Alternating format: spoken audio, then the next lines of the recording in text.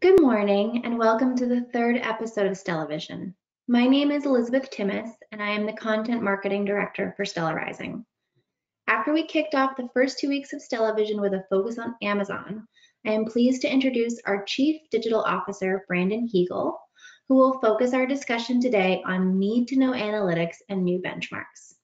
As we map out how we will begin to emerge from COVID-19 and look to anticipate new consumer behaviors, fresh trends that we can extrapolate from analytics will be essential. Among other areas of expertise, Brandon oversees our analytics at Stella Rising. Today, he has paired those insights with his studied understanding of the ways that brands can and need to transform digitally. As a reminder, we'll be taking questions at the end, so if you have one, please enter it into your go-to chat panel at any time during the presentation. And with that, over to Brandon. Thank you, Elizabeth. Appreciate the introduction, and good morning, everyone. We appreciate your time, and thank you for attending today's webinar of our episode of Stella Vision. So as Elizabeth mentioned, I'm the Chief Digital Officer here at Stella Rising, and we're going to talk about COVID-19's current media impact and how you can read the tea leaves a little bit to plan for your brand's future. So as we know, we came into 2020 already in the digital landscape with a lot of challenges. You know, we've heard of Google's announcement in 2022 of deprecating cookies, following in a lot of other anti-privacy platform changes that were happening with other browsers such as Safari, ITP, and other things. Certainly on the heels of privacy concerns and regulations, post GDPR, seeing the California CCPA regulations going into effect in enforcement this year. It had already thrown the digital ecosystem and the digital industry into a bit of a tizzy, with a lot of working boards working to solve for how do we attend for and account for privacy in today's day and age, and make the adjustments necessary as an industry. Well, throw on top a really big cherry, and the cherry's probably the sundae at this point, and that's the pandemic caused by coronavirus, COVID-19. And it's really kind of thrown everything for a loop in terms of the advertising world and the world in general, as we look at the impacts across many industries, not just in the digital landscape and not just in advertising. So how does the pandemic impact the other two? Well, as chaotic as things are, the Attorney General was asked if he would kind of delay his enforcement of CCPA, to which he unfortunately said no. We're not going to change. We're pushing forward, so we still need to continue on the timelines, and the enforcement is going to happen.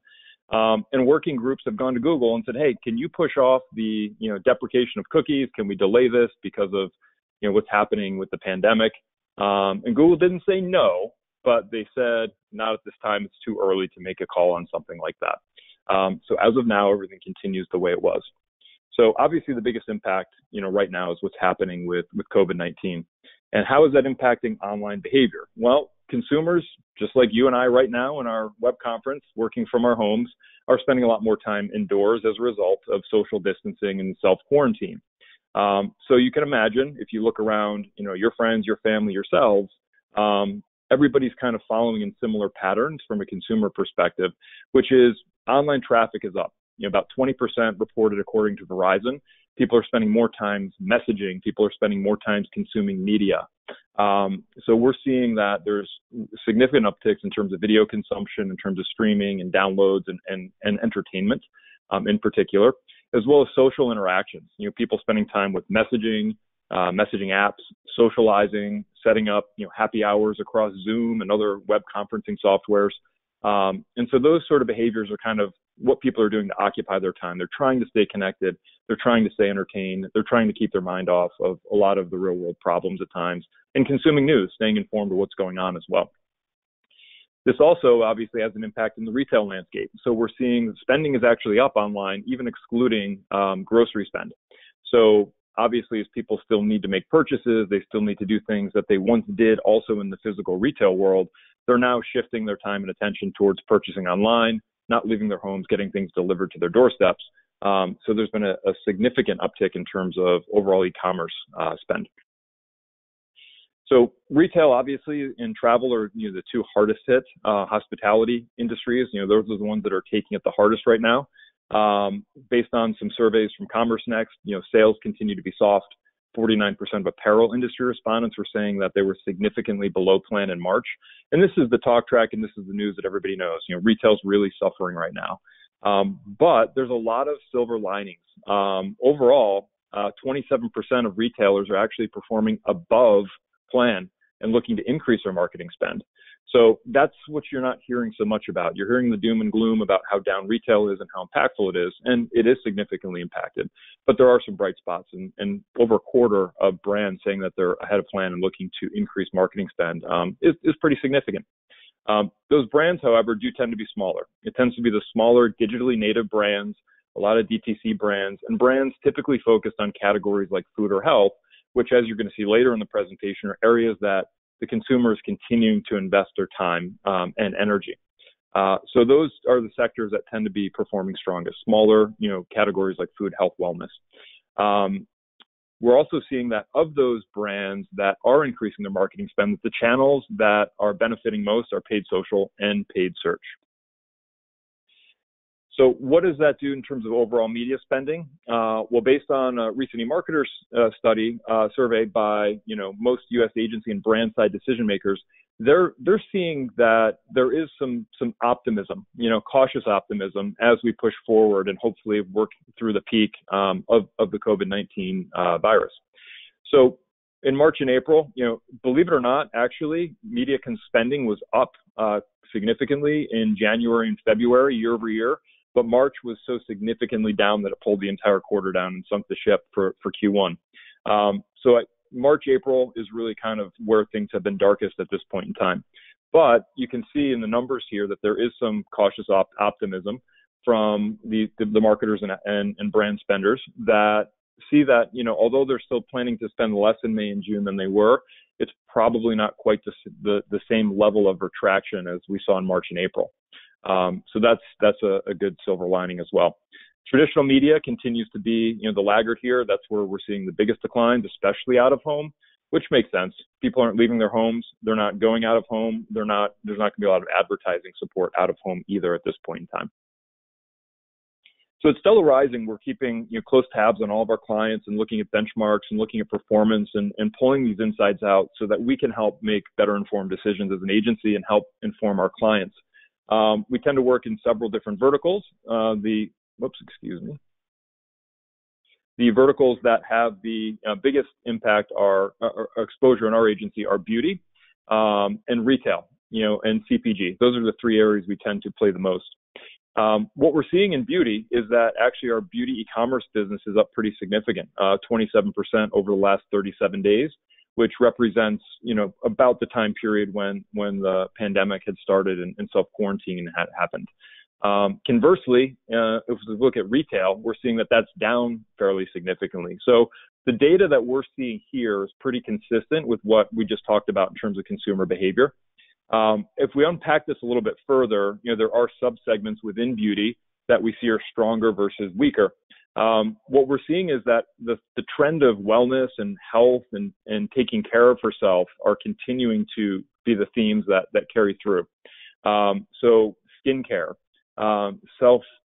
masks, things that are kind of self-care, health and anything wellness related are the areas where we're seeing the biggest strength.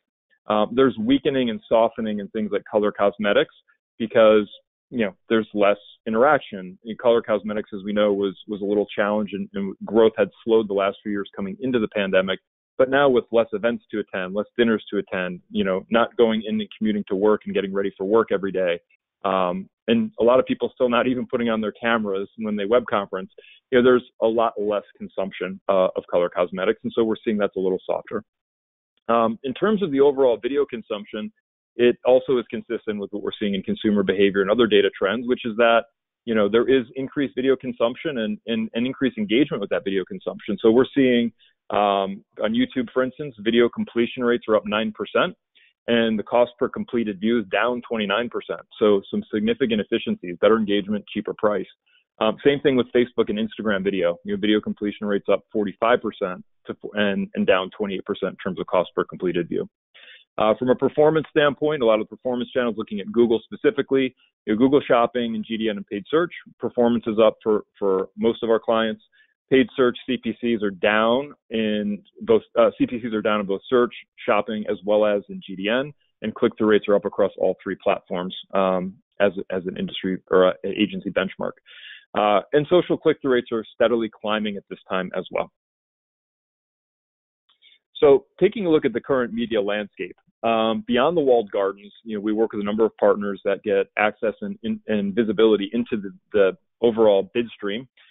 So any ad requests and calls that are happening out across the internet for available bid programmatically. And what we're seeing here is pretty similar to what we've seen with our data and what we've seen with other industry research.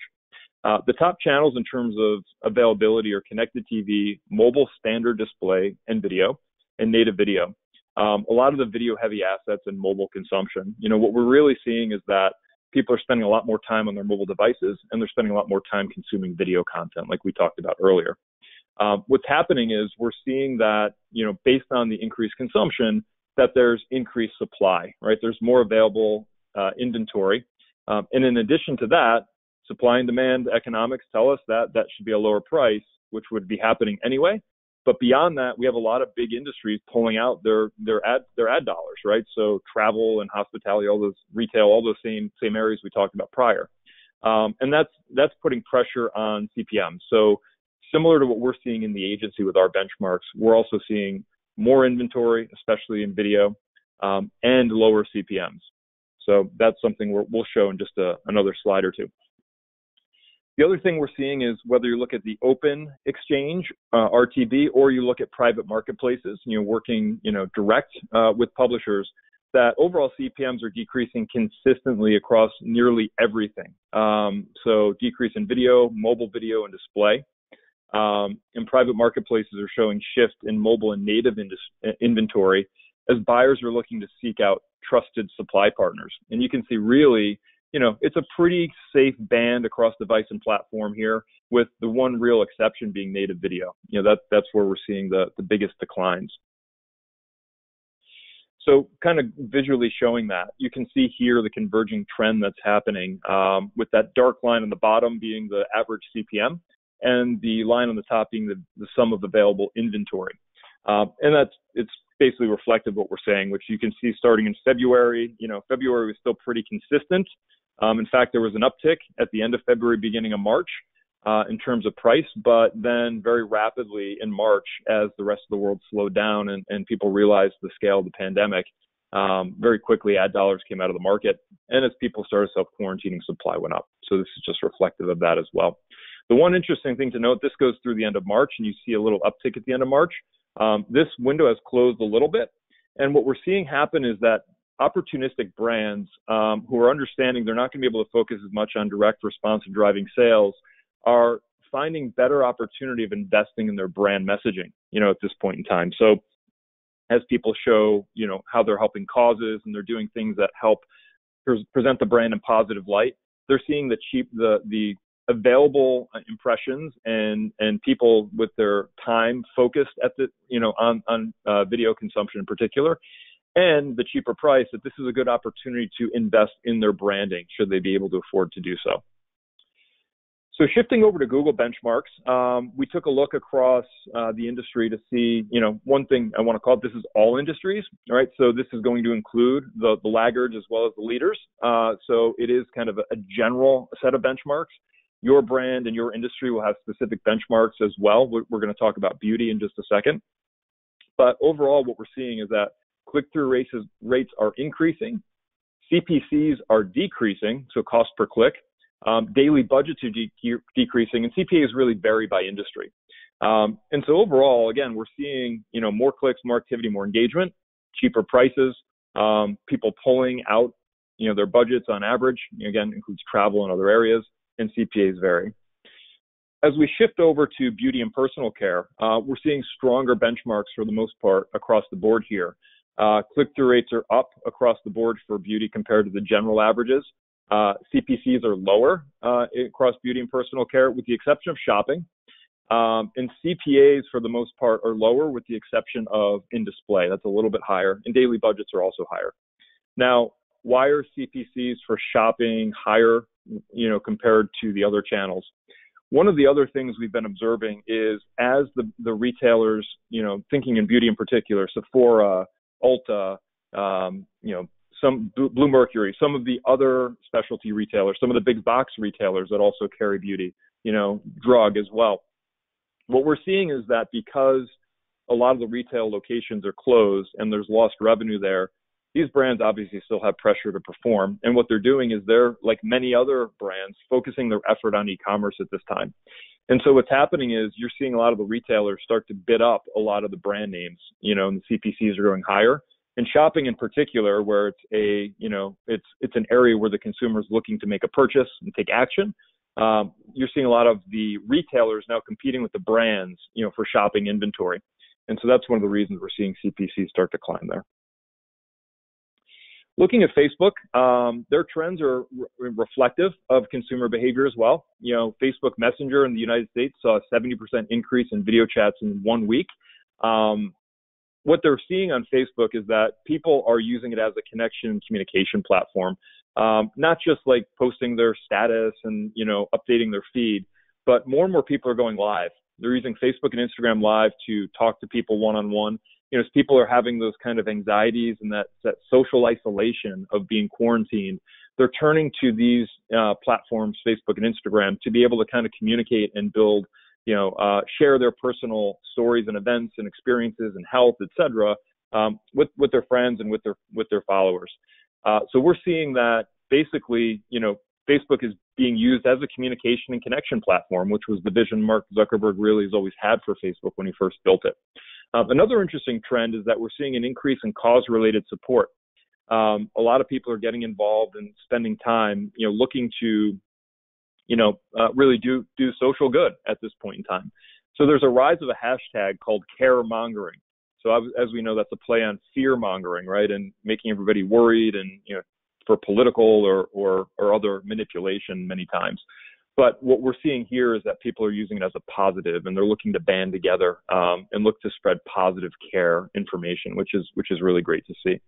The four general trends that Facebook is seeing is that people are using the platform from a communication standpoint to stay informed, to stay positive, to stay occupied, and to stay healthy, right? Which, again, very consistent with everything else that we're seeing.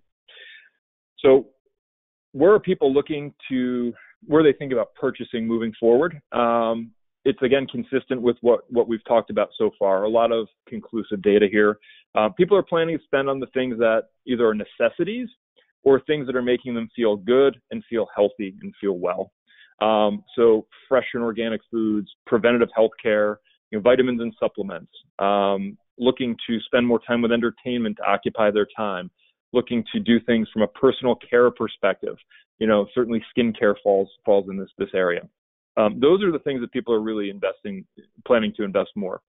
On the converse side, people are planning to spend less of their time with things that they can put off, big ticket items, big purchases, things that are luxurious or not necessary right now. Apparel is certainly being pushed off, and unfortunately color cosmetics, as we talked about, is being pushed off. Big ticket items like home electronics and appliances, and certainly travel and restaurants and things, obviously, that people can't really partake in at this point in time. So based on all this, this is kind of the present state. What do we see happening in the future? Well, China could offer a window into the future. They've been ahead of the curve, for most of the time. They've been working to kind of get the pandemic and virus under control. And not surprisingly, when surveyed by Kantar, people in China said that they're most looking forward to returning to the things that they can't do right now. Dining with others, socializing, interacting, going out. As much as people love to cook, many people love to cook. Not everybody loves to cook 3 meals a day, every day for months. It's nice to go out and have a nice meal with friends. That's certainly something a lot of people miss. Going shopping, getting out in the physical world, browsing, deal hunting, whatever it may be. Outdoor entertainment, concerts, things of that nature. Exercising with gyms being closed. People do the best they can, but they want to get back to the gym and get back to their workout routines, and certainly travel. So what I think this indicates is that as much as these areas have been suffering in the near term, I do think when the time happens where we start to kind of get back to normal, I think you're going to see a massive uptick. And not to get too historical in reference, but if you look at what happened after the last pandemic of the Spanish flu in 1918, and you look at what happened with Prohibition influencing it and World War I, people got back to wanting to just go have fun and enjoy life, and it led to the Roaring '20s. We could very well see these types of activities having outlying performance after they've been dormant for the last few months. Consumers, this is a quote from Ryan Zhao, who's a VP of CPG at Nielsen Connect China. And he said, consumers who might have been hesitant to embrace online shopping previously have now trialed it and experienced the benefits, so will unlikely revert to their old patterns. And this is something that I think is very important and very true. What happens is, because of the pandemic, it's been a catalyst for many things where people couldn't do what they were used to doing before. They've had to change their behaviors. They've had to try to do things differently. And what happens is, once you get trial, you start to get more adoption. When you get more adoption, you start to build new habits and change the way people do things. Some of the new behaviors people surveyed in China that said they tried during the corona outbreak: online consultation, online education. That could be, talking to telemedicine, talking to doctors, getting advice online. That's a shift that I think we'll continue to see. Online education and continuing to invest in yourself and your education with more time. Telecommuting, as we're all doing now. I think people are going to get more and more comfortable with the idea of working remotely through this experience. Paid online entertainment certainly up, and watching live broadcasts. So one industry that I think there's been a lot of trial, we're going to see continued adoption and change forever, is going to be grocery. As more and more people have tried grocery service delivery for the first time, that's going to shift behaviors. People are going to, the grocers and retailers are going to build more dark stores and start to continue to shift in investing in an online grocery supply chain, so that they're not as disrupted as they were during this pandemic. And you're going to see more a balancing of their supply chains and their ability to deliver online sales versus offline sales versus BOPIS, or buy online and pick up in store. That's going to continue to push forward. It was already a high growth area. Online grocery only represents roughly 3 to 4%, a little under 3.4% in some studies of grocery sales, with only 10% of consumers using those services regularly. It was in high growth mode, doubling from 2016 to 18, and still seeing a pretty strong growth rate in 2019 and going into 2020.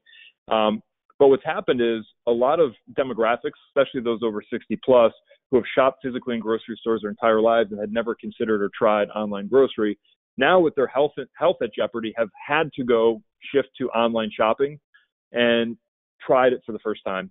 Those cohorts and groups of people are going to, even if they make 1 out of 10 grocery store experiences online, is going to have a massive shift. And that's something I think we're going to continue to see going forward. And so before I jump into this slide,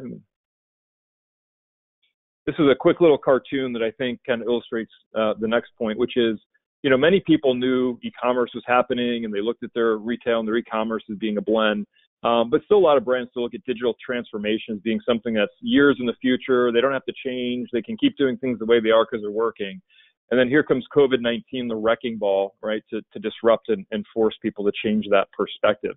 And so if we look at a lot of the physical retail, I think that the COVID-19 catalyst is going to force them to continue to invest in building virtual experiences as a hedge to make sure that they're not so exposed to the risk that they went through in this current pandemic.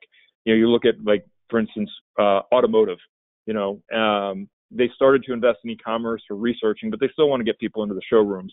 I think you're going to see an improvement in terms of what they can do there. I think you're going to see the ability to get much more information, much more readily available, and start to build the sales connection a little bit more personally.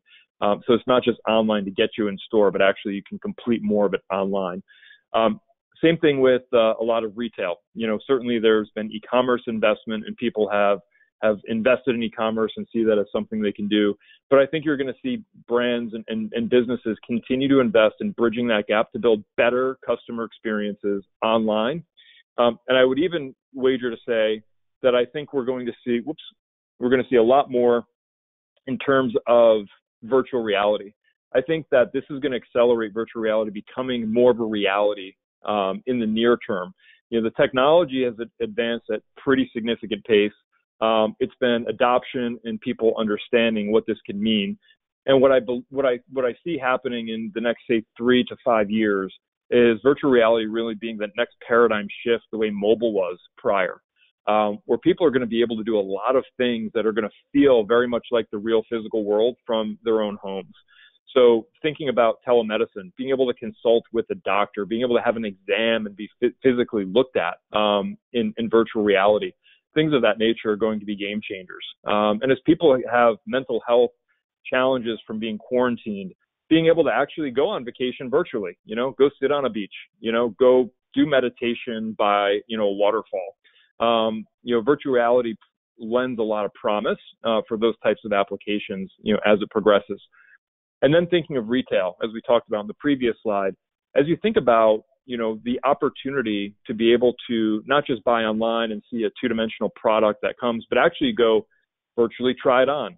Talk to an AI-powered shopping assistant that knows your purchase behaviors, that you can ask questions that can give you real-time answers on. To be able to walk down an aisle and browse, not just, purchase what you know you need, but be able to browse and look for what you might have not thought you needed and discover new things, which is part of the joy of shopping for many consumers. As virtual reality becomes more widely adopted and it becomes more powerful, which it's rapidly doing, I could see this being something that very, very in the near future, not the far distant, sci-fi future, but something that becomes real. I do think that people are the more proactive and progressive retailers and brands and industries are going to start thinking about how they invest aggressively in virtual reality so they can be ahead of the curve as adoption starts. So with that, thank you for your time. Again, I'm Brandon Heagle, Chief Digital Officer at Stella Rising. My contact information is there if anyone has any questions for anything after the webinar. But also, I'd like to open it up for Q&A if anybody has any questions that they would like to ask at this time. Brandon, that was amazing. Thank you. Elizabeth again here. One question that I saw come in over the presentation was from a company that said, we are seeing Google Ads CPCs that are higher for our business, where your data shows that they are down. Why do you think that is? Yeah, sure. And there's a number of factors why. And obviously industry is, as we talked about, is going to be, a first variable. But let's assume it's an industry like beauty where we're saying CPCs, are going the other direction. There's a few things, within beauty. Let's say, what category are you in? So if it's a hyper competitive or something that's trending as being in demand, let's say, at home hair care, hair coloring. We're seeing lots of inventory sold out across a number of brands. We're seeing a lot of competition there as people cannot go to the hair salon. So if your product fits in that segment, that's somewhere where obviously if there's more pressure from a demand standpoint, more competition, you're going to see, the CPCs go up. The keyword selected. Also, when we talk about just a general statement like CPC as a benchmark, are we talking about branded terms? Or are we talking about non-branded terms? Branded terms, as I mentioned, are going to be under a little more pressure from the retailers that are competing in the e-commerce space. So that also could be driving up the CPCs. And if your budget is heavily investing in brand from a weighted average perspective, you're also going to see, more competition on your brand name leads to more, increased CPCs, and that pulls your entire, average up. And of course, competition, not just retailers, but other things too, is everybody's kind of, funneling their efforts towards e-commerce, to try to keep their businesses going in this day and age with all these challenges. That increased competition also is going to drive up CPCs. That's great. Thank you, Brandon. I think that's actually all the time we have. As a reminder, we formed Stella Vision as a way to build connections as we all physically distance. If you have any questions, Brandon's contact is right here. Please don't hesitate to reach out to him. You'll also be receiving a recording of this event via email, and you can always just respond directly to that email. And we will be in touch with you. Thank you so much, and enjoy a lovely rest of your Friday. Thanks, everybody. Appreciate your time today.